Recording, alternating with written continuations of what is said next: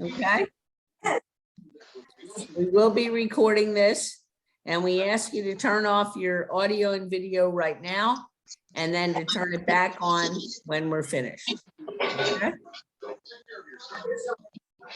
So in 1 minute, we're going to start it, and I'm going to ask Chris to come on and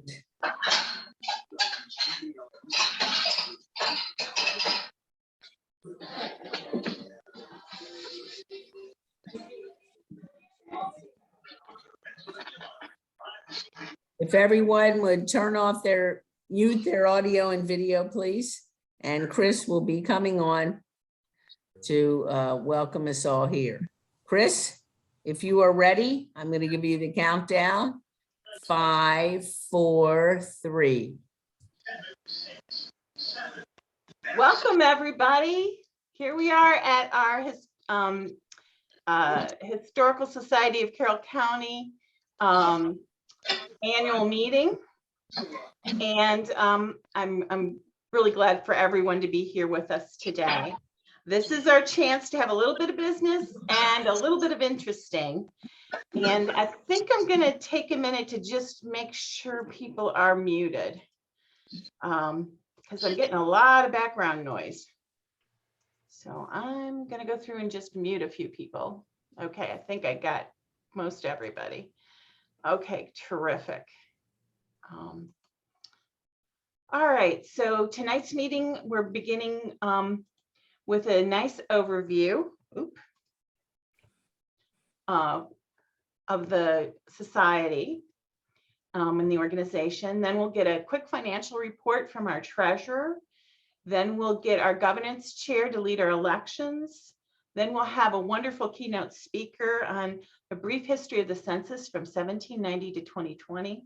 And then after that, we'll have questions, and you'll be able to unmute yourselves and ask them. However, when we're done with all our questions, I have just a couple final words and we'll adjourn. Let me tell you what we've been doing in the last year. In the last year, we have been in the midst of the pandemic, and our executive director left December 11th. So I stepped in, Krista McMasters, as your interim executive director. And it was really quiet last winter. You know, we were all shut down, as you might recall. The halls here were really silent. Staff was only coming in when they needed to get work so they could work at home. And we realized very quickly that we had to continue to beef up our social media. We would have to get all our BLTs were online at that point. And we really wanted to do as much historical interaction with you all as we possibly could. So Frank Batavik put up the Union Mills Christmas Eve 1886 program, and I hope you all enjoyed it. It is still on our website. But we tried really hard to try and get a beefy historical Facebook and other media out there. Other media includes Twitter, Instagram, Pinterest, LinkedIn. So we were trying really hard to reach you all on whatever media you could. We had our county birthday as usual, but it was online. And again, this is available now. You can go look at this talk if you'd like to. Kevin Dayhoff was very kind to give us a legacy of the Six Nations for our birthday event. We were able to do Zoom wine tastings, if you could believe that. Bernie Vogel was really gracious in having wine packages that could be picked up at G-Bird. And then he would lead the educational talks on Zoom while people were at home sipping their wine in their wine tasting. So there's no drunk driving problems when people are sipping on Zoom at home. And that turned out to be very popular and a lot of fun.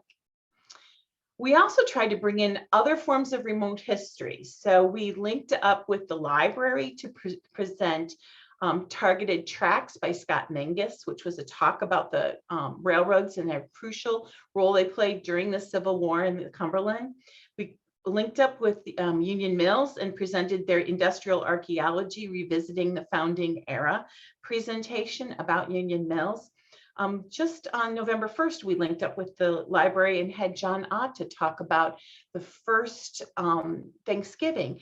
All those are still available online on our website or on our Facebook. We also really aggressively look to other people to keep our library volunteers busy. And so even though we weren't open in the library, we still got an awful lot of requests, and that kept our library folks a little bit engaged. We did specific talks about history as far as our resources. I did a couple of clicks on jewelry. We did other travel trunk programs online. We were able to continue with our scholarship in the spring. We had the Jay Grable Scholarship. We even participated in the National History Day, but it was all virtual. And we have our two winners up there, Riley Spencer and Natalie Castengay. So, you know, we couldn't be in person, but we still managed to reach out and kind of try to do the same history things we'd done previously in our work with the community. We used our downtime to kind of make some little basic repairs throughout the campus. We did a little painting, a little patching, working a little bit on the exterior when it was safe to do so. Our garden volunteers started coming back, and Bill Palm was doing work on building up our relationships with other groups so that we could have a great summer garden. So we began some relationships with the Carroll Garden Club and the Master Gardeners. And so we did use our downtime to try and focus in on problem areas and fix and patch what we could. In order to do even better communicating, we had a grant, luckily, to improve our media. So you might have noticed that our entire website was redone this year. Our courier was completely redesigned. Our Instagram and Pinterest came alive, and we got better and better at putting our talks online. The Shellman Shop has an entire section of online shopping for books. And now regularly we get those BLTs online. There's many things that has to go to the Maryland Pathways Grant Program and Cone Creative, who've worked really hard to help us make some of these transitions. Oops, sorry. When we could in the spring, we started to go outdoors and try to have safe activities as best we could. We made May our National Preservation Month, and we joined in by having a pastime about Native Americans. We had a box lunch talk on preserving local history in Westminster using local tax credits. We did a spring cleanup with our volunteers, and you can see them all lined up. And then we did a cemetery walking tour. So again, even though we weren't actually having the doors open, we were participating as much as we could outside. Other outside activities that could happen, we have geocaching, and that might surprise you, but geocaching is a fabulous outdoor activity. And our geocaches are connected to our great partners, the Heart of the Civil War Heritage Area. We stepped into the inaugural National Historic Marker Day, and we went out and cleaned off our markers to join in with the Pomeroy Foundation. And to the upper right, you can see there, we actually did host an outdoor commemoration of a funeral. So we were doing rentals that were mostly outdoors. So as much as we could, again, we were trying to remain relevant and connected to our community. Our virtual gala, Getting the Message, came out at the end of June. Again, it was virtual, but it was lots of fun. Again, Frank stepped up and did so much of the work. There's lots of thanks to Cone Creative and the Carroll Media Center. Without them, we could never have pulled off a second virtual gala. We had our regular silent auction. We had a couple of clips from the dancers and music and interviews with kids, and it was really a whole lot of fun. So it was one of those things that we hope we don't have to go back to that, but if we did, we know how at this point because we've done 2 virtual galas in a row. We've been taking this year what I call a whole of museum approach. And that is when we have a big event like the gala, or like our Bluegrass Bourbon and Bocce event that we did in September, we pull all of our museum resources to focus on that quarterly event. So we'll have shop specials that support that event. With the gala, we had small exhibits that went towards supporting that event. All of our social media is aimed towards supporting that particular event. So anything we can do to kind of bring all our resources together and focus on that specific event, that's how we go about it. By the way, our Bluegrass Bourbon and Bocce event was fabulous. We had so much fun.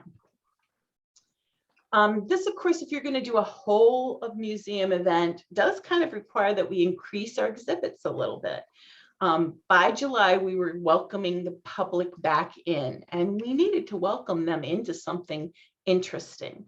So in the upper right, you can see our RFD rural-free delivery route exhibit, which was part of getting the message in the gala. You can see to the left, there's an exhibit we have just completed recently about Elizabeth Sherman, or a death in the family. And so we have exhibit in Kimmy to support that. We restaged Shellman to support that event. And then we had highlighted some of our other exhibits over at Cocky's, and then we had a BLT talk online to support all that. So everything we could do to bring together all of our resources to focus on one event for the public, we did. We also had a dress come back from conservators, and that was on exhibit from August until the end of October, the Shriver dress. And when we reopened, we did something really special. We shifted our hours to Wednesdays through Sundays. We became now in the swing with Sunday museums in Carroll County. We were sort of the only museum that didn't have Sunday hours, so we do now. And we really hope that you begin to enjoy us on the weekends and think about us when your family comes into town to visit. We've been trying to extend our partnerships, and that means being part of the Oyster Stroll. I got to thank Wendy Wraith for leading that effort, for we could be part of a Main Street event. Bill Palm was down with the Jazz and Flower Festival, even though we weren't open. He was outside with some volunteers and talking about our gardens and talking about membership and joining us when we could open up. I've been working on a listening session with the Heart of the Civil War Heritage area, and I was at Union Mills to be part of that listening session. So just to let you know, some of the partnerships we've been trying to beef up. We've been working very closely with the Carroll County Public Library, who's so kind to do our live streaming for us. We've been working with the Carroll County Public Schools for National History Day. We're creating a new history consortium, which includes historical societies from both Pennsylvania and Maryland together. We have 6 or 7 right now. And I'll be talking further about Railroad Week, but the History Consortium is the group that is launching that as their inaugural streaming programming that we benefit for. Been working with the Heart of the Civil War Heritage area. They've been great supporters of us over the years, and we even have a new partner in the Shepherd staff. So again, we've been reaching out and stretching out. We're nearly back to full strength.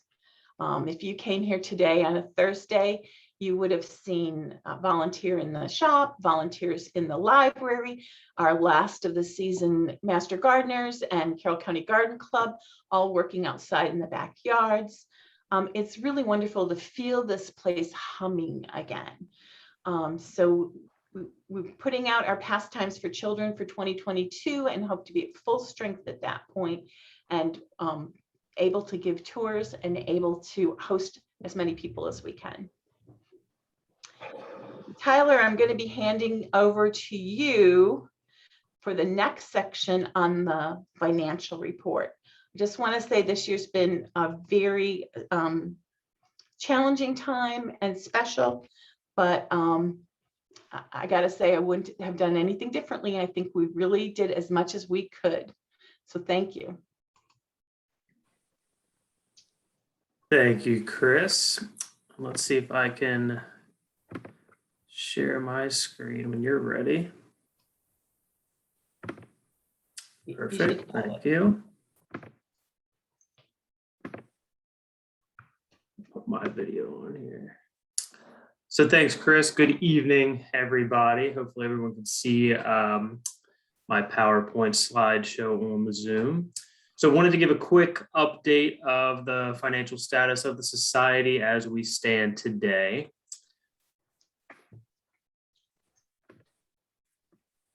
So where we are, I think it's important, even when I started as the treasurer for the society a few years ago, it's obviously completely different. We're in a different world. So there's been a lot of change, a lot of things that we need to stay up on, much more detail that needs to be combed through to make sure the financial status of the society is maintained.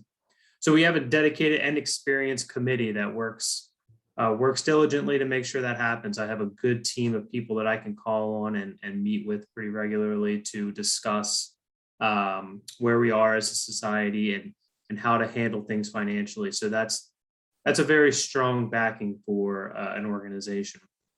So starting this fiscal year, which already we're a few months into, on a clean and positive note. So with the help of our members, the society is well positioned to kind of look to the future, look to a future leader as well, and an executive director. We can't thank Chris enough for her time as a volunteer in the interim executive director position, but we will need to find someone that can take the society into future years. And to do that, he or she will need financial capacity to do so.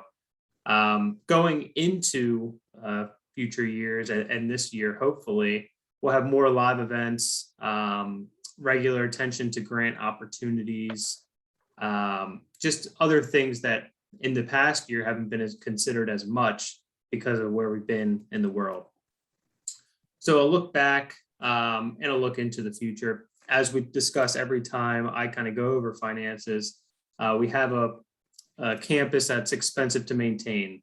Being older properties, we have things that are constantly needing updated. And as you'll see on the next slide, these next few months tend to be the most expensive as far as upkeep and utilities. We've taken notice and implemented new systems for how we handle our finances. I did mention this, I believe, last year as well, just because of all the changes, the grants, the PPP money, different COVID-related relief packages. It takes a lot of tweaking and being adaptive with the times to make sure that we're monitoring what we can do as a society when it comes to the numbers. And obviously membership is key. One of the last slides I'll show, especially last year when things really came to a halt, it was our membership that really kept the society at a good spot. So as I was mentioning, the monthly operating costs of kind of just what we go through at the society, as you can see, hopefully not too small in the numbers, take my word for it. From November through April and those colder months, the utilities and keeping the buildings heated and the upkeep, the snow removal, if there is any, those types of things really tend to add up. So a little bit of highlights from the past 2 years. If we look at our fiscal years, July 19 through June 20 and July 20 through June 21, it's important to know we're looking at two completely different years, right?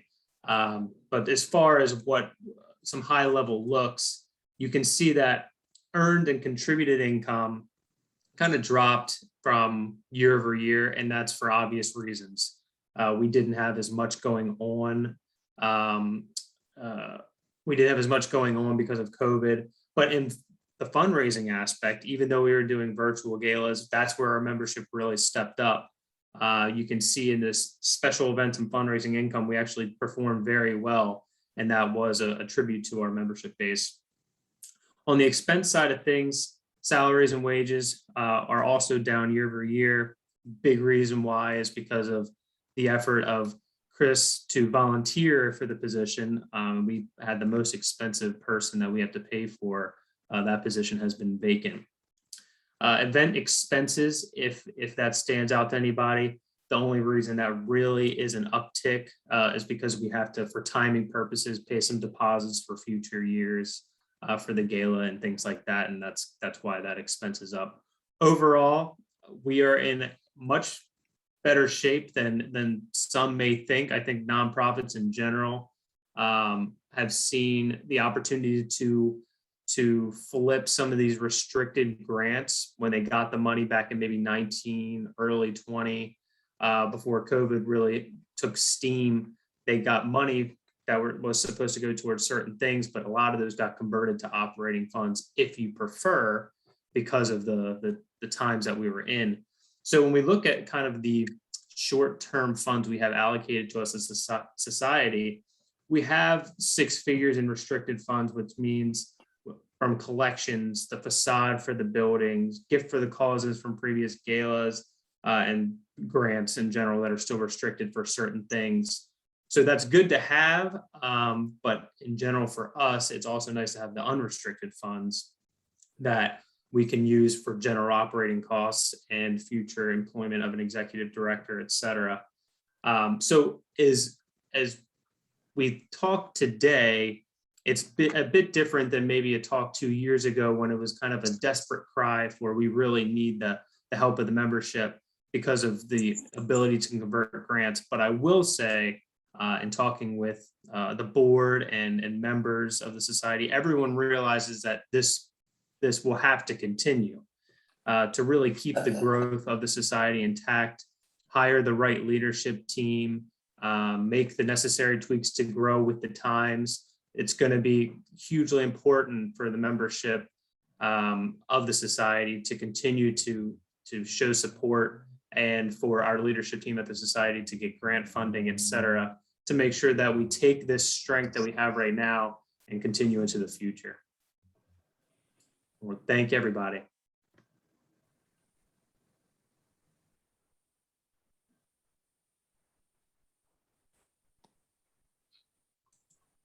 Thank you, Tyler. And now Chris will go back to sharing her slides. If you can I need to get to be host. make her a host.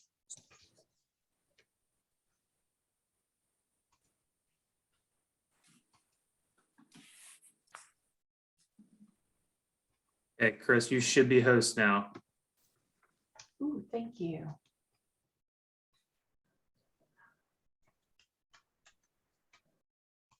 Our poor old eyes. All right. Thank you, Tyler, very, very much for this financial report. I got to say, this has been a really tough year just from wondering what's going to happen and constantly being concerned. It's been a tough time for us, and I want to thank Tyler for working so hard to keep us moving forward. Uh-oh. Okay, next, I'm going to ask our Chair of Governance and our Vice President, Charlie O. Fisher Jr., to do the election of trustees.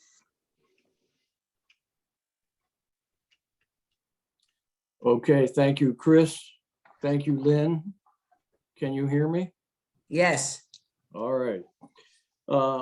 It's the responsibility of the Governance Committee to propose a slate of nominees each year to the Board of Trustees.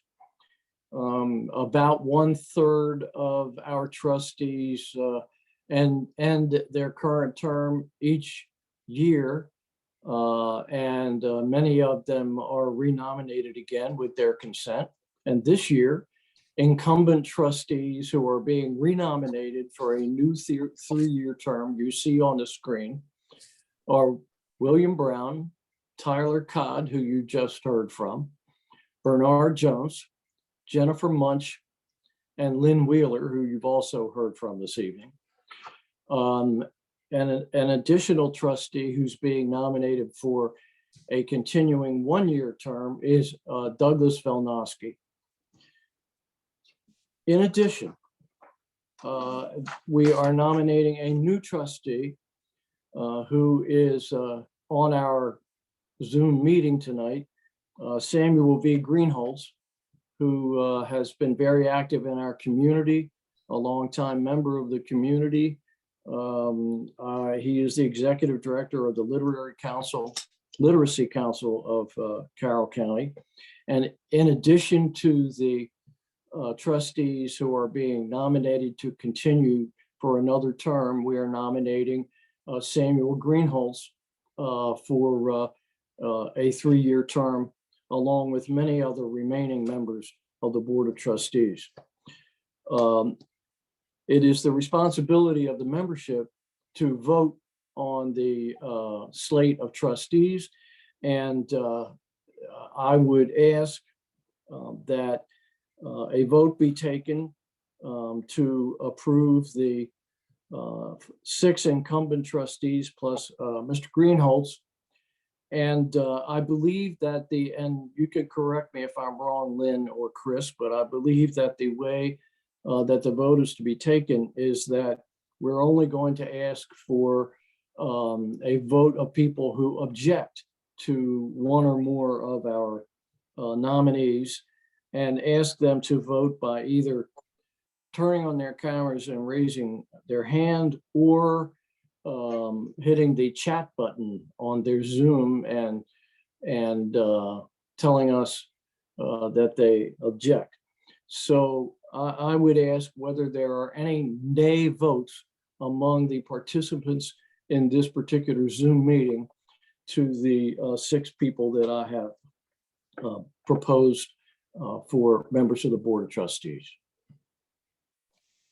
If you have any objections, now would be the time to speak up, raise your hand, or chat.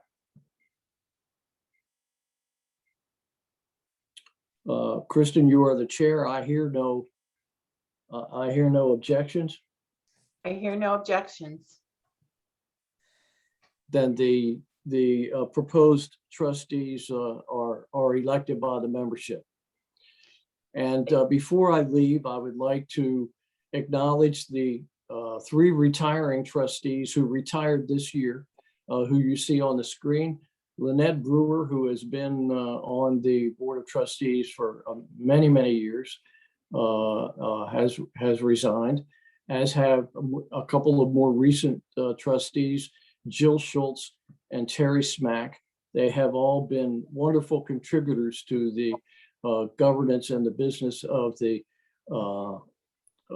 society. And on behalf of the Board of Trustees, since I have the floor, I would like to thank them for their service. So that is the report from the Governance Committee. Thank you, Charlie. Very well said. I heartily agree with your thanks to all of our board members, and thanks to folks who are willing to step forward for another term. It's just so important. Okay, now I'm going to stop sharing and I'm going to hand this over to Lynn Wheeler for our program. So give me just a minute. Chris, please make Sharon Lacey the host, and I will introduce Sharon. That's right.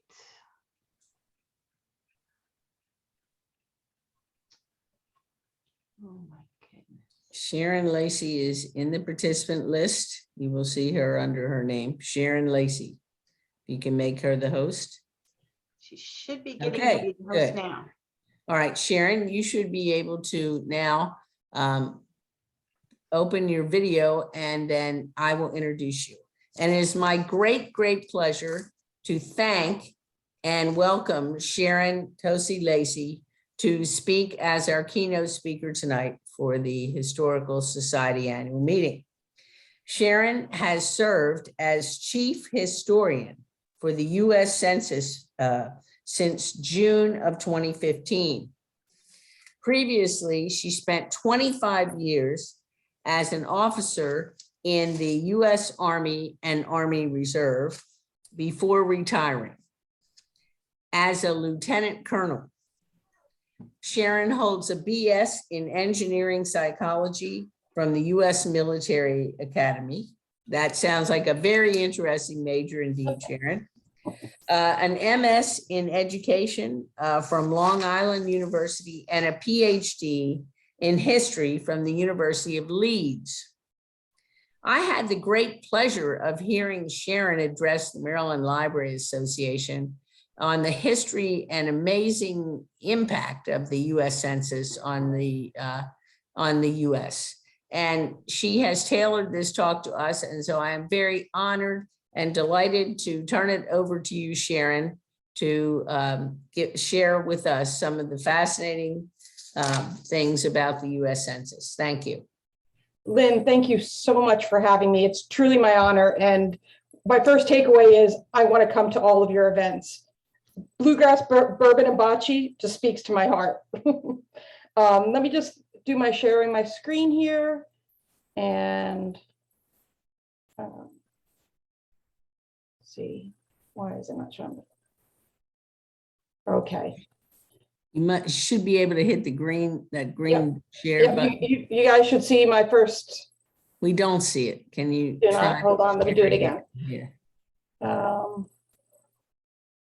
Here it is. Sorry, I forgot to hit the blue button at the end. Fabulous. Okay. I apologize. We use Google Teams at work, or Microsoft Teams, so don't use perfect Zoom very now. often. As Lynn said, I'm Sharon Tossi Lacey, and I'm the Chief Historian at the U.S. Census Bureau. And rather than just give you a straight history of the census, I thought I would do something a little more interesting, because a lot of people who participate in the in historical societies are interested in genealogy and researching their family. And one of the things we're really focused on is we want people to look beyond the census schedule. Obviously that's the first place everyone looks to find their ancestors, but we want to talk a little bit more about, what else can you find about your family? What context can you put about your family and how they lived, and find out, why they might have made decisions that they made. So I decided to use the Ingalls family of 1880. Everyone knows Laura Ingalls Wilder, so it's a very well-known family, and just kind of use it as a prototype and a roadmap for people who might be trying to do some genealogical searching. So the first thing we want to have is a disclaimer. And you guys probably encounter this. When people are researching in the Census Bureau, they come across terms and writings that may not meet modern sensibilities. The other thing we also want people to know is that the Census Bureau does not and will not ever release your personal records. That we transfer those records to National Archives, and only the National Archives releases them after 72 years. Right now, anything from 1790 to 1940 is available. 1950 will be available April 1st, 2022, and we're actually working with NARA on that release. So after you do the census, what happens? As I said, accordance with Title 13, the Census Bureau never releases your individual information. So therefore, after collecting and analyzing the data, we give it to the National Archives. They release it after 72 years. Now, these records are microfilmed and transcribed and can be found at genealogy sites such as Ancestry or Family Search. However, local libraries and historical societies such as you often have the microfilms or books containing the schedules for your particular states. Although researchers will have to know the town, numeration district, it's not as easy as finding it online, where you can usually do an easier search. Unfortunately, not all the records survived. There was no sense of keeping the census records for the future for any purpose. Actually, we have the Daughters of the American Revolution to thank for any of the early census records being saved at all. The British destroyed many of the 1790 to 1810 records during the War of 1812. In fact, George Washington is the only president. We do not have his original 1790 census record because it was burned when most of the census records from Virginia were burned, and he died before the 1800 census. Each state was supposed to keep a copy of their census records, but almost none did.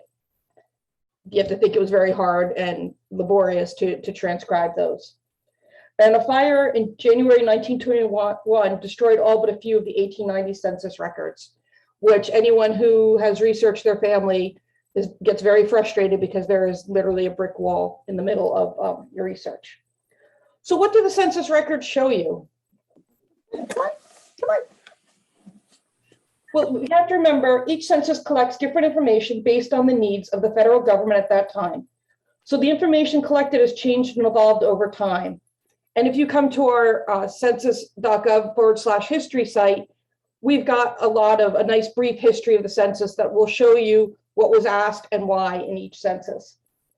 From 1790 to 1850, the census only recorded the name of the head of household. It wasn't until 1850 that the unit of enumeration changed from household to individual. So if you're searching for earlier than 1850, you'll just find numbers for the people of the household. And after 1850 and 1860, the record contained the names of all free people. Unfortunately, the names of slaves, they are still just numbers and ages. It wasn't until 1870 and the end of slavery that the census recorded the names of everyone residing in the United States. Therefore, the early census records sometimes require extrapolation to find an individual. Over the years, the census collected information on the economy, vital statistics, and other aspects of society. And actually, James Monroe was the founding father who really pushed and realized the value of the census, that we should be collecting more than just counting the people. And that's why even starting in 1790, if you look at the 1790 census, we had free white males over 16, under 16, free white females, slaves, and other free people. The reason that you had that breakdown between free white males was to know how many men we had for militia age. And starting 1800, 1810, we started expanding it. By 1820, we were collecting data on things such as manufacturing, citizenship, and agriculture.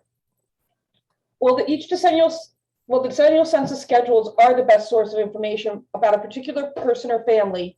Other information gathered during the census allows the researcher to find context for how these people lived, where they fit into their community. In the early years of the census tables were simply tabulations with no statistical analysis. This began evolving with the development of statistical science and the emergence of mechanical tabulation machines, which replaced a laborious, time-consuming hand tabulation.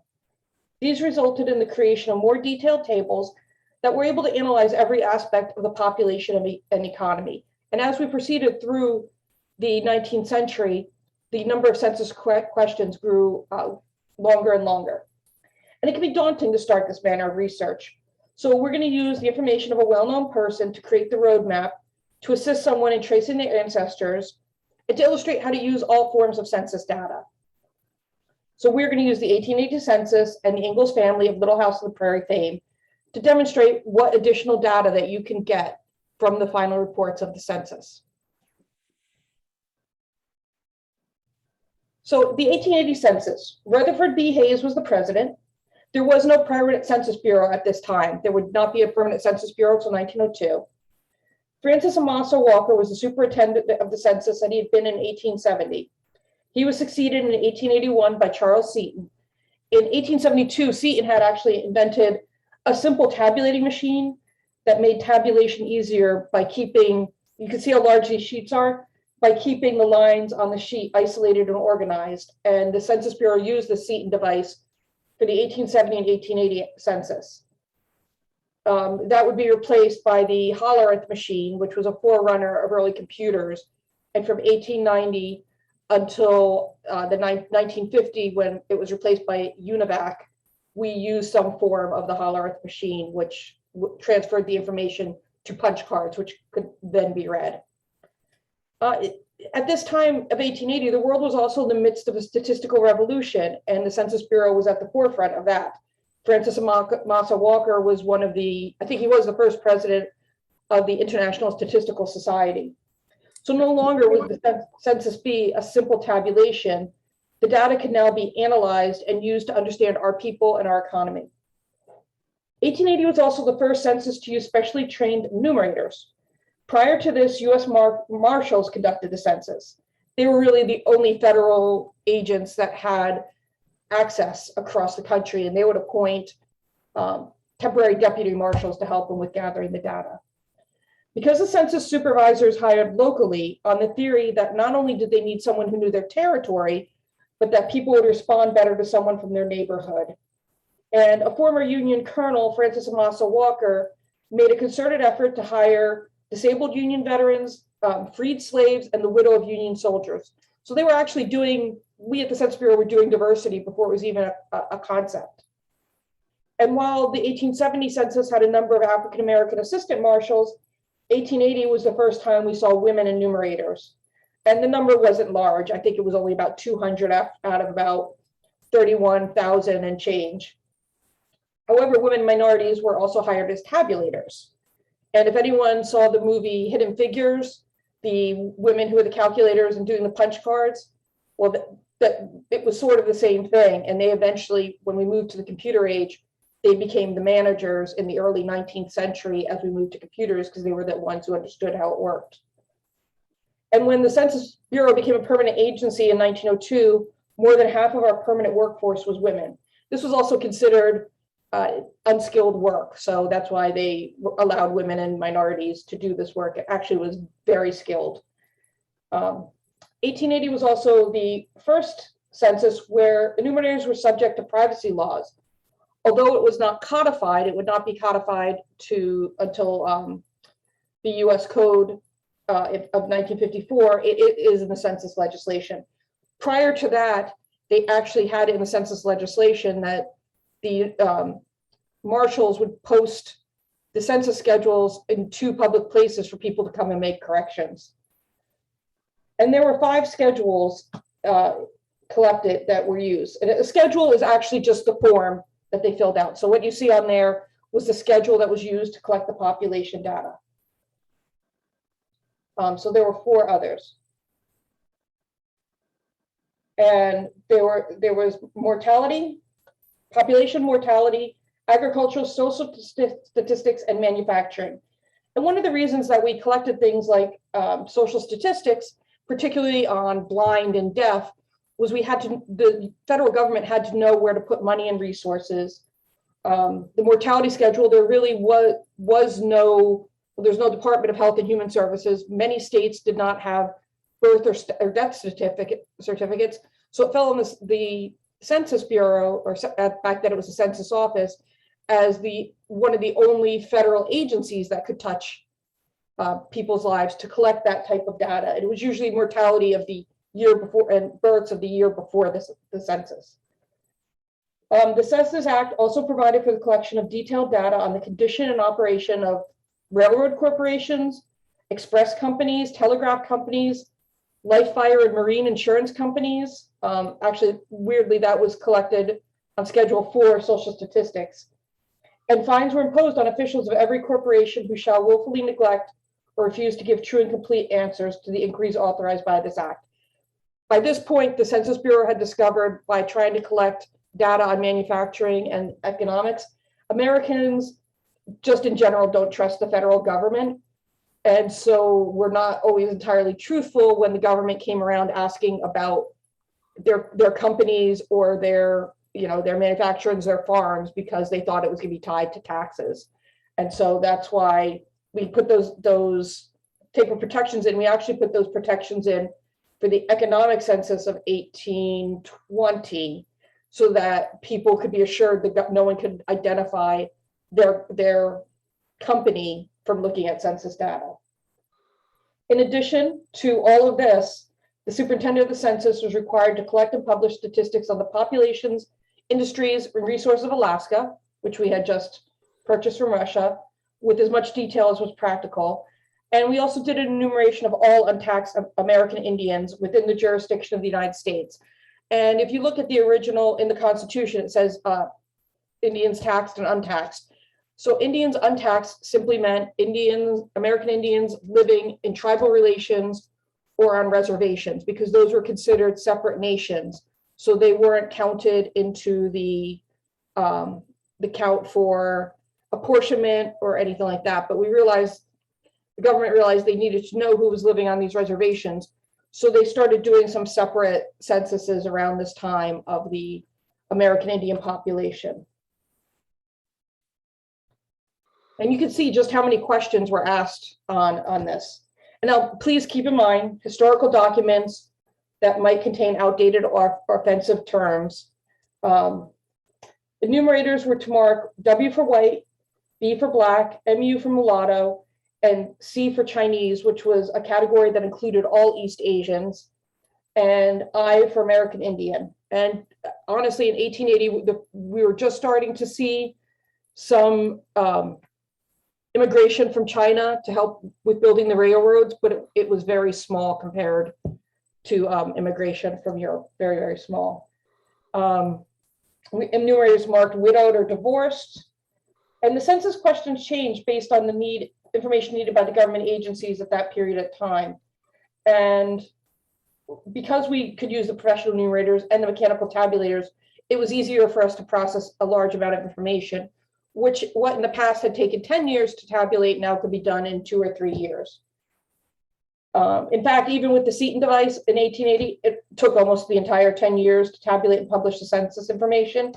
Contrast that to 1890, when we used the electronic Hollerith machine. They were able to tabulate that data in just a fraction of the time. And we would publish this data in a series of bulletins. In fact, for 1880, there were over 300 bulletins and a 22-volume final report, plus a compendium, an annual statistical abstract, and a statistical atlas. So you can imagine the amount of work that was done, all of this being done by hand. Today, we see fewer questions because we have so many more surveys and censuses to collect that data. We have over 125 that we do every year for various agencies.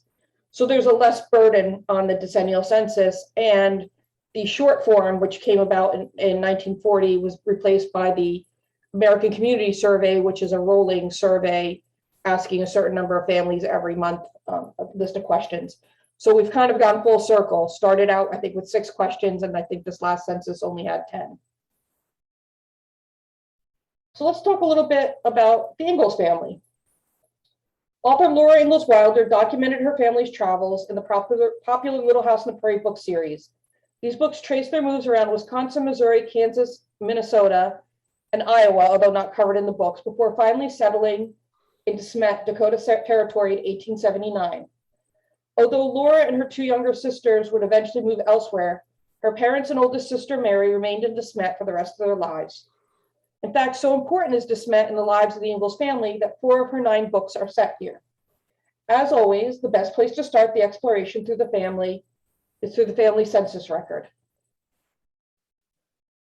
At this time, the Ingalls family consisted of their parents, Charles and Caroline, and 4 daughters, Mary, Laura, Caroline, called Carrie, and Grace. And here we see their ages, their races, birthplaces, and more. For example, Charles Ingalls was a 44-year-old farmer. He was born in New York, as was his mother, and his father was born in Vermont. His wife, Carolyn, was 40. She was born in Wisconsin, while both her parents came from Massachusetts. You can see the check mark next to Mary, the line in the middle. Mary was blind, as anyone who read the books knows. But interestingly, only 9-year-old Carrie is listed having attended school in the past year. But we do know that Laura was going to school during this time. So that's been the Laura Ingalls Wilder Historical Society's had many debates on why she was not listed as going to school, because she was not teaching school yet. And if we look at the pages that their name is on, anyone who read the books would recognize the names of their neighbors on the page: Fuller, Hawthorne, Woodruff. And on other pages of De Smet, Kingsbury County, we can find Boast, Power, and Johnson. You will also find Laura's future husband, Almanzo Wilder, on the 1880 census twice. Once he's on his claim in Kingsbury County as Almanzo J. Wilder, and you also find him as A.J. Wilder living in Beetle, Dakota Territory as a hired laborer. This happened occasionally in the 19th century, as enumerators had no way to cross-check names with other enumerators. And you also find his brother and sister, Royal and Eliza Jane, on homesteads in Kingsbury County. And we find this a lot. Presidents very often were listed twice in the census, one at the White House and one where they actually lived. Who you won't find anywhere on these census schedules is Laura's nemesis, Nelly Olsen, who was actually a composite of 3 real-life girls, Nelly Owens, Genevieve Masters, and Stella Gilbert. And those last 2 did not live in De Smet at this time. So while this schedule gives a plethora of information of her family, the final report of the 1880 census reveals more details about the life they had in Dakota Territory and their demographics, how they compared to their neighbors.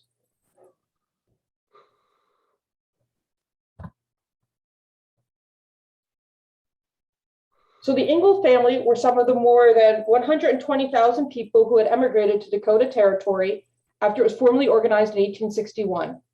This rapid population jump, the Great Dakota Boom, was due in part to a combination of the Homestead Act and railroad construction.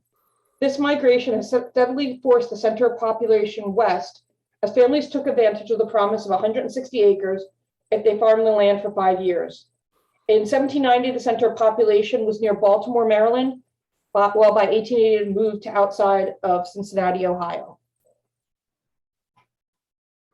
Their county, Kingsbury, as you see at the bottom, was organized in 1879 and counted 1,102 residents. By 2019, it had an estimated 4,919. And the Ingalls were 6 of the 116 people living in De Smet proper on Census Day, which was June 1st, 1880. This was the first census for the town, which had just been founded that year, and it is the county seat for Kingsbury.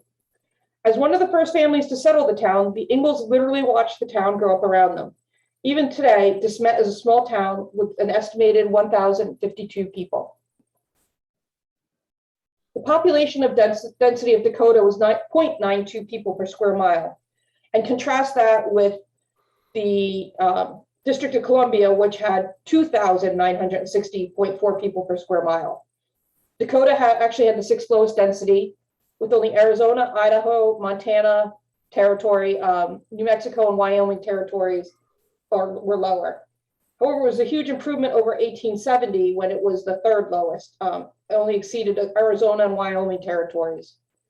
All of this contributed to the Census Bureau declaring in 1890 the end of the frontier.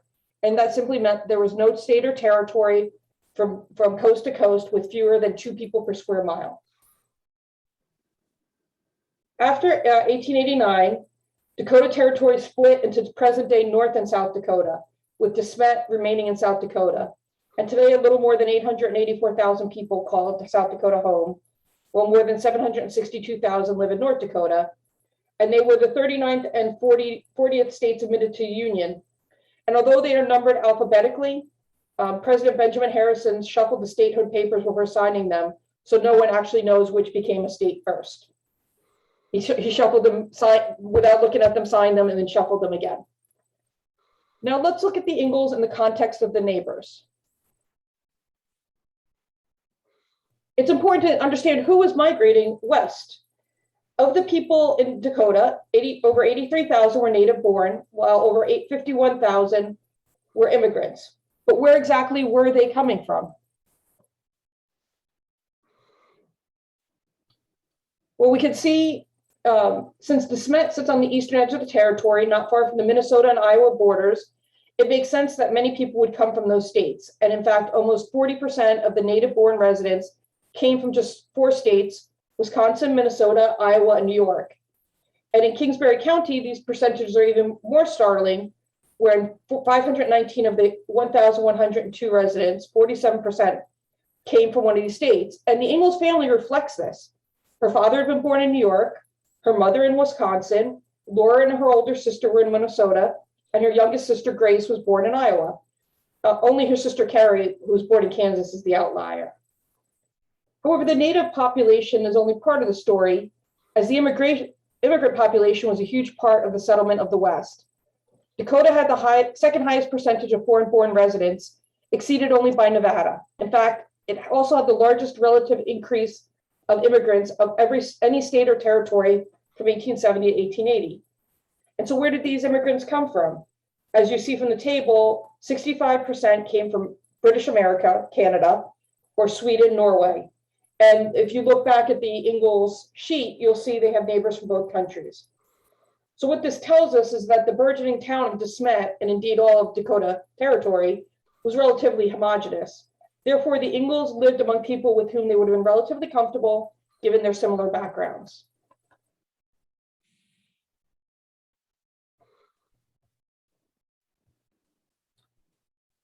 Well, where exactly?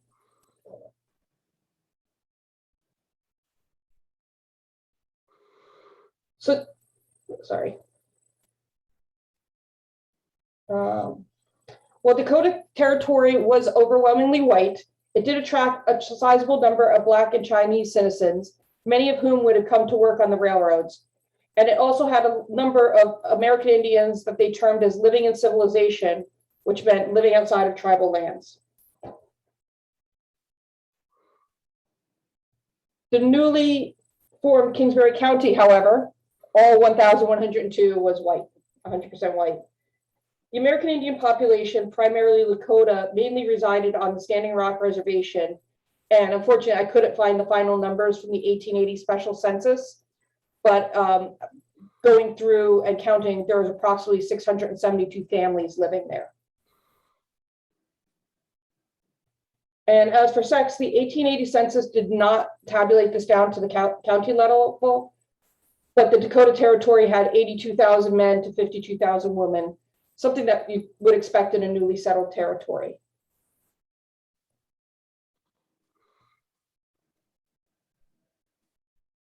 So let's take a look at social statistics. For example, we know that everyone in their family over the age of 10 could read and write.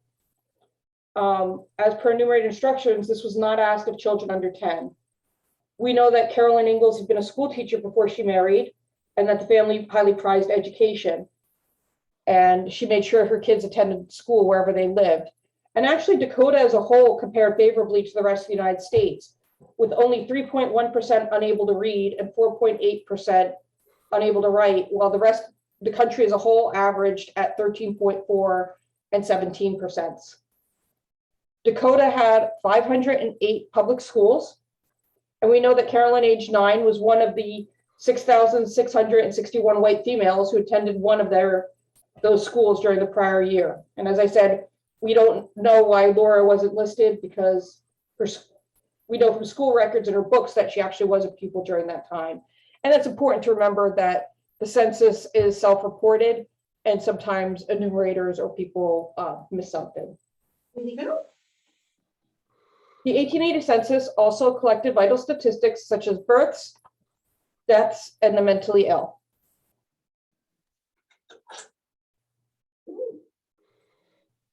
And we know that Laura's sister Mary had lost her sight to a disease. That what disease it is disputed, but she was one of 63 blind residents in Dakota Territory. And she would eventually go to a college for the blind in Benton, Iowa, which, as I said before, census information on disabilities was used to determine where to place various schools and institutions to best serve their population. And finally, let's just talk about professions. We know that Charles was one of the 28,508 people in Dakota Territory engaged in agriculture, along with a bit more than a quarter of the population over the age of 10. So what do we surmise from all this? Well, actually, that the Ingalls family typified those moving west and settling the newly opened territories. In fact, so many people would move west between 1870 and 1890 that when Robert Percival Porter, the superintendent, declared the end of the frontier, railroads stretched from coast to coast, and families such as the Ingalls settled down to farm and to build towns. So let's look at Carroll County in 1880. It was one of, as you can see here, one of the original 13 states. And without having a person to delve into, I tried to find someone famous from Carroll County, but unfortunately, Francis Scott Key had died well before this. But you can see the size of Carroll County. So it was 30,992 people, and it had been steadily growing in the past several years. So Carroll County, the first census that they were taken in was 1850, when it was 17,214.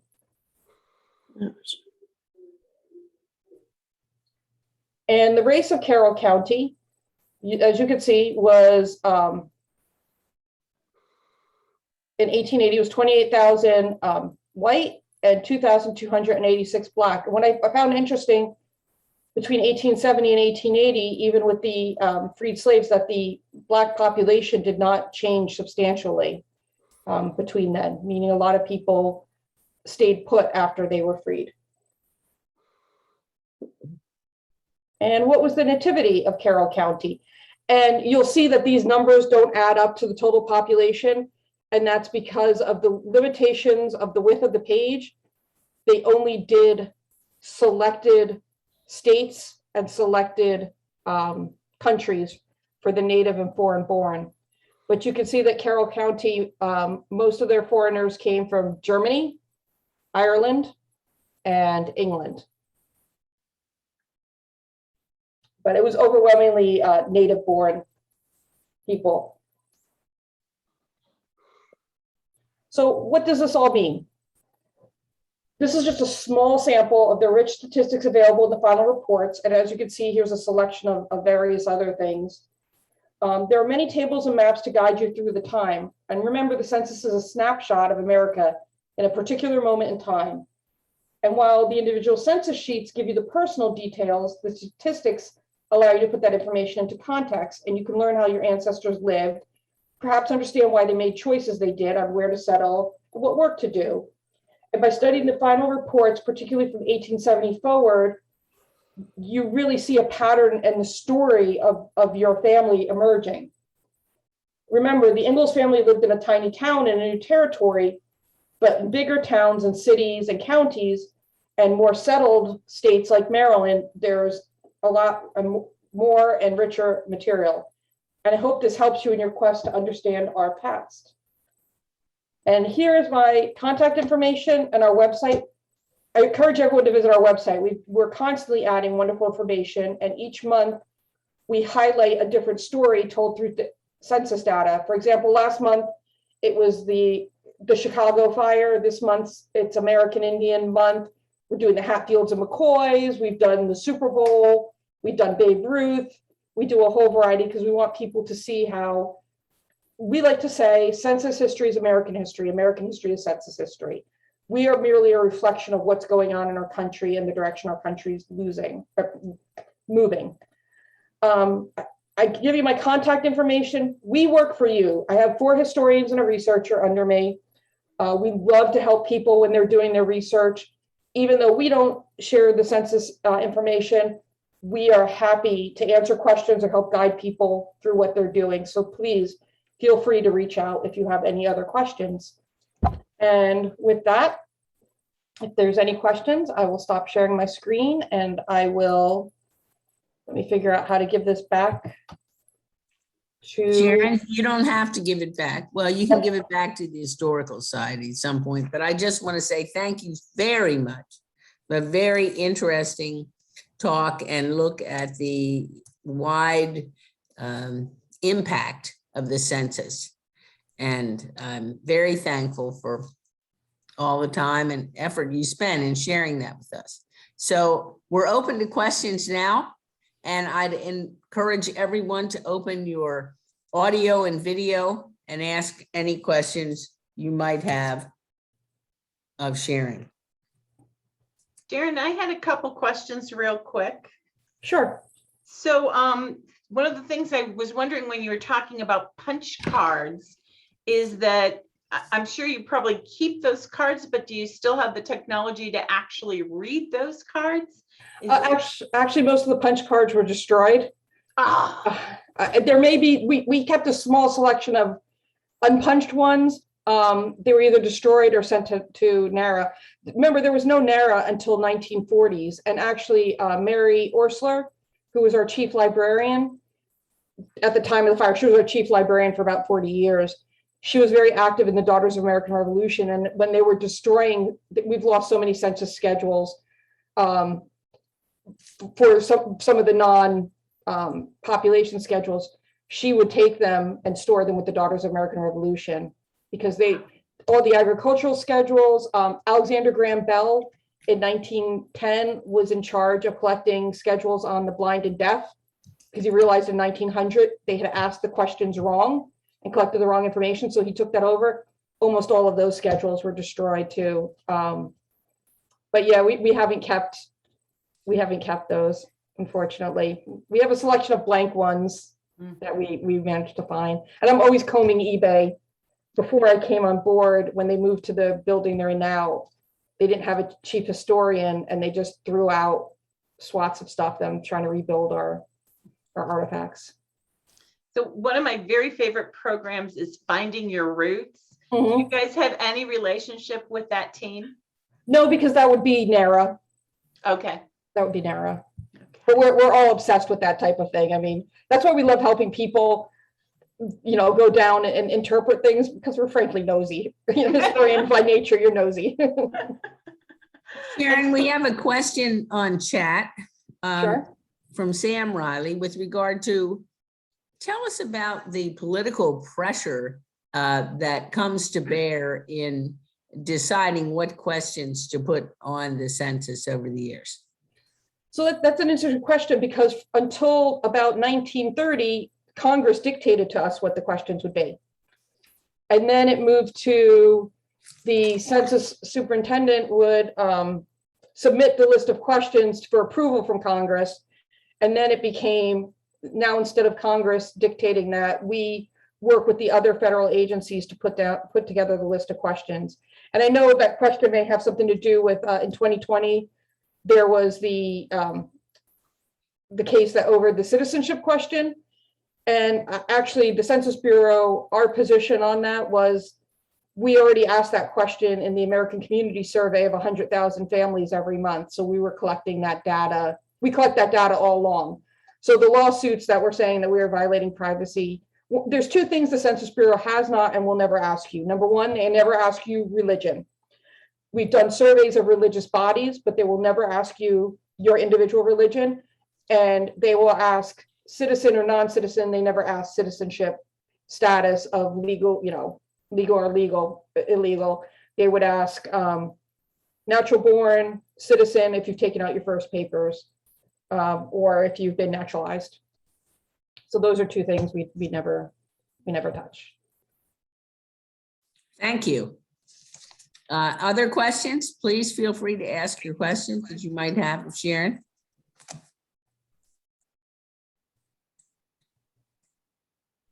Well, Sharon, I would have a question about what are some of the most, I guess I don't want to say common, but most sought after questions that you receive. What are people most looking for that you? Well, people are usually accusing us of hiding a copy of the 1890 census someplace. We wish. We help a lot of people who are trying to research the roots, especially in the African American community. And I'm just going to tell my favorite story. It's horrible because I don't know how I would feel if I was this woman, but she had called to find out why she had found a point where half her family started identifying as white. Her great grandmother had come from a large one of 9 children, and she realized sometime between 1890 or 1880 and 1900, a lot of her great great aunts had started identifying as white. And so as we dug into it, we found that her 3 times great grandfather had been a widower with no children, and he had a female slave with 10 children. Obviously, they were his children. But digging further, I found a marriage certificate from 1880 in Washington, D.C., which was one of the few places that allowed interracial marriage, but they lived in Virginia, so they couldn't tell anyone. She died about 2 years later. He died a few years later. And when he died, he left, his family was one of the first families of Virginia. I mean, they were traced back to, late 18th century. And his family did not fight it. It was a landmark case. I found his handwritten will. And I told the woman, I said, I can't presume to understand what it would feel like for my great-great-grandfather to know he literally owned her and his children. But the fact that it was important to him for them to get married, to get married, even if no one could know about it, and that he left the money and land to the children, and that his family did not fight it. It was a pretty remarkable and landmark case. And so the woman was mixed race, so some of their children were light-skinned enough that when they moved north, they passed for white. And so those things are interesting. In fact, my own manager, his great-great-grandfather was a white man married to a black woman. In one census, the father must have been home because the family's listed as all white. And the next census, his wife must have been home and they're all listed as black, because sometimes the enumerators would make an assumption. And from my own, my father's family came from Italy, and I happen to know the address in New York City where they lived, and their last name is written out as something Italian. So the census is fallible. And my great grandmother actually made herself younger on each census, so that by the time of her last census, she was like 10 years older than my grandfather. She was his mother. So we always find interesting things like that. Sharon, we have a question here about manufacturing data. Sure. Can you tell us, about what you find in manufacturing data, and how, can you give us some tips on finding that and Sure. I guess. The manufacturing data is available in the final reports, which are almost all online. Some of them have fallen offline because we're moving to a new platform and we're working on getting them back up. But really what it gives you is broad. These are the broad trends that we're seeing in manufacturing, because we got to be very careful not to reveal any individual manufacturers. So when you're looking at the manufacturing data for a particular area, it really is revealing and telling you what did that area specialize in. And a lot of times you can look at the geography and determine why it is that way also, why certain industries settled there. And if you look at some of our later 1880, 1890, 1900, they would hire these special agents to do that portion. Say, for example, they were doing the portion on coal. They would hire an expert who would come in and write basically a master's thesis on the history of coal that went, as the formatter before presenting the manufacturing data. So that type of stuff is very interesting in looking at it. And again, it puts things into context why certain immigrant populations moved to different areas when you look at what was the manufacturing there and so forth. Thank you. I hope that answers. Yes. All right. Any other questions from anyone? Wait a minute. Here's another one. Would Dr. Lacey have any suggestion on ways to prepare to use the 1950 census when it comes out next year? The best thing I could say is if you can volunteer to help them transcribe it, absolutely volunteer to help transcribe it. Because the more people we have transcribing it, the more accessible the information is. 1950 is going to be interesting because it was the first census with the baby boomers. So you're going to see some of the things we're doing a social media campaign of 50 for 50. And one of the things is the marriage and the fertility volumes that they did. And it was also the first time we had a large number of civilians, military and civilian families living overseas. Prior to World War II, if you had military or State Department overseas, they wouldn't have their families. And after World War II, you did. You also had the housing boom. There was an economic boom. I mean, there's just going to be so much interesting and rich material. So this will be the first time I think a lot of people will be able to see their parents or even themselves in the census. Well, now folks are asking, how do we volunteer to transcribe? Go to the NARA website, and not NARA, Ancestry. I believe Ancestry has a sign up. I will look that up and I will send that to you, Lynn. Great.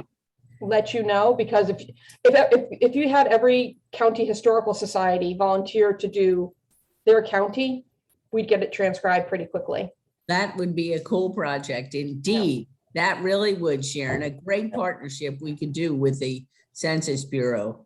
And we have so many interested historians here. It would be fun to to take on a project like that. So thank you. I appreciate you sending that information. No problem.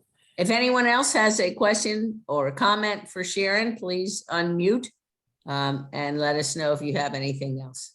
Hi, this is Kevin Silverton. I read recently in the paper, there was some sort of algorithm used in the census which hides some information to protect privacy, and Yes. at least it's resulting in some sort of miscounts at times. How long has this been in practice, and does it cause any concern about the reliability of the data? Okay, so I don't understand this technical side of that, not being a statistician. But yes, they have to add certain amount of noise to it because, for example, in Maryland, there was one state that had, or one town that had 3 people of a certain ethnic descent. Well, it'll be very obvious then who those people are. So they have to figure out how to smooth that data out. I think I stand behind the reliability of our data because the statisticians work very hard to make sure that smoothing doesn't affect total numbers. Again, I don't know the entire, the mechanism that they do it, but I do know that it is done in a way that it won't affect or change those numbers. Thank you. Ms. Lacy, hi, this is Tom Beach. I have a more general question. Is census taking a kind of uniquely American endeavor, or is there a history to it that predates us? We tend to be a culture that likes numbers and facts and scorekeeping. Well, I mean, the first recorded census, we know the Egyptians took them. The census of Bethlehem, if you're religious at all. The Domesday Book in England. We have we like to think that we're the best at it. We've got a very robust international program where we send people over to assist with the census taking in other countries. One of the reasons is our census has never been used for taxation or for the government to use it against you. That hasn't been the case in every country. So especially in developing countries, we give a lot of assistance to. England, Canada, Japan, they do theirs on the years ending in 1 and 9, or 1 and 9, as opposed to ours. And no, I think we have at one point we had 157 international partners we worked with. So no, I think a lot of people started seeing the value. The main purpose of it is just not to know who's here, but to know where to direct these billions of dollars of federal money. That's really what it comes down to. Everything comes down to money, actually. Yeah, thank you. No problem. Anyone else have a question? All right, then Sharon, I want to thank you very, very much for this very thank you interesting so much. Presentation. And I love, as a librarian, the fact that you brought it into Laura Ingalls Wilder. And that was a wonderful example of how the census can be used to track specific family info. And I know we have a lot of very capable and talented genealogists here, like Ann Horvath, who can appreciate what a valuable tool it is. And we're so appreciative of your being here with us tonight. So thank you very much. My honor, anytime. And feel free, like I said, reach out if you have any further questions or you need assistance with anything. We love to do this. We work for you. Thank you very, very much. And now I'm going to turn it over to Chris again. So Chris will need to be made the host, Sharon, the historical. Okay. Society. Let me figure out how to make it. All you do is just make them the host, right? Just click on Historical Society of Carroll County. It'll and make them the host. I'm trying to find her on these pages. Now it got buried. There we go. Thanks a million, Sharon. Take care. Thanks. Bye. Bye. Okay, it says I'm still disabled. All right, let's see. Sadly, only Sharon can do this under this scenario here. I hope she didn't leave. Well, she left, so here you are. You are the host, Chris. So you are definitely the host. So you need to try. There we go. There we go. All righty.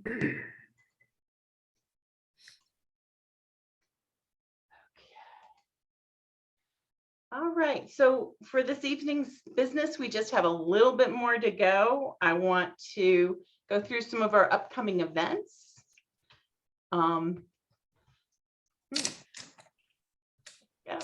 So November 8th to the 12th, we're doing something special with the History Consortium. Those are all the historical societies that border Pennsylvania and Maryland. It's a new organization, and we thought our first event would be Railroad Week. So starting November 8th, we're having Railroad Week. And how can you join us? It's by joining our Facebook or the library's YouTuber Facebook, the Carroll County Library's YouTuber Facebook. And for 5 nights in a row, starting at 7 o'clock, you will get a lovely talk from a historical society about a topic of the railroads. One night it's labor in the railroads. Another night it's a regional railroad. Friday night on November 12th, we have our own Jim Shriver talking about the Western Maryland Railroad. So you'll get 5 nights of programming. This is on Facebook. It's all free. And I love the fact that it's history from our region, that you get to see how other historical societies work. And you can see, of course, Jim Shriver, our own expert on the Maryland Railroad. On the 16th, we have a box lunch talk. And this will be provided by Jake Raybill. It's the cultural influences on the development of U.S. Army insignia of the Great War. This will be live at Grace Lutheran. Last month, we went back live for the first time since the pandemic. And so we will be live at Grace Lutheran again on the 16th at noon. Please come and join us. On the 20th, there will be a Pastimes for Children presented, and its topic is peddlers and salesmen. So if you know any kids in our age group, have them sign up. On the 4th, we have our holiday open house on HSCC's campus. We have lots of surprises. We have a Belschnickel who's going to be here to help us enjoy. We'll have some light fare. We're going to have an author's book signing in the library, and lots of decorations. So we really invite you to come and join us. We have a couple other little surprises up our sleeve. And so we're really looking towards a very big turnout. Keep in touch with us, because we have some special things we want to share with you. Along with that holiday open house, we're going to have a temporary exhibit on model trains here at the Kimmie House. And that's part of that whole idea of the whole of museum approach. So we'll have a temporary exhibit. You'll see lots of social media about celebrating the holidays locally, and you'll be part of this open house on the 4th. On the 11th, we're in partnership with the Shepherd staff, and we're going to be sponsoring a historic house of worship tour of Carroll County. So there are 13 churches that are in partnership with us and the Shepherd staff. You'll buy a ticket, you'll get a booklet, or you'll get it electronically, depending on what you prefer. And you can go to all these churches, see their festive decking out for the season, talk to members. I know that the Westminster Methodist Church has got a special display of all their historical objects. Many of the churches are having special music every hour on the hour. And afterwards, we're going to gather at Grace Lutheran for a free will concert. So this is a fundraiser that we're sharing with Shepherd staff. And I really hope that you decide that this is a great thing for you to hop in the car and tour at churches. You can get those tickets online from us. On the 21st, we have a box lunch talk. It's going to be done by Kevin Dayhoff. Again, live at Grace Lutheran Church. Here comes the Lutherans. It's a study of early places of faith in Carroll County. So I invite you all to please come and join us. For December and November, we have some great lineups. I want to thank everyone who helped make this evening possible. A special shout out to the folks who did some of the presentations, our Vice President, Charlie Fisher, leading the elections, which is very important. Tyler Codd for giving us a great overview of our finances. Lynn Wheeler for being so helpful in making this whole thing gel and come together. I want to thank Sharon Toasty. Oh my gosh, Lynn, I blanked on her last Sharon name. Tosi Lacey. Mhm. Sharon Tosi Lacey for being our keynote speaker and how very interesting and wonderful that was. I also want to thank our regular board who's been with us all the way until this night, and the 2020 board, which would be, again, Charlie Fisher as VP, Jennifer Munch as secretary, our treasurer, Tyler Codd, our past chair, Frank Badovic, our treasurers, our trustees, Glenn Blair, Thomas Beach, Larry Boone, Dale Bowman, Lynette Brewer, Bill Brown, Jay Graybill, Bernie Jones, Josh Cohn, Bill Palm, Jill Schultz, Jim Shriver, Doug Belanowski, and Lynn Wheeler. And then the unsung heroes who usually don't get too recognized this year, Catherine Lusher was our assistant to the executive director until February, so we want to thank her. Our current office manager, Christina Yoder, our curator of collections, Kathy Beatty, and our development assistant, Bev Stoff.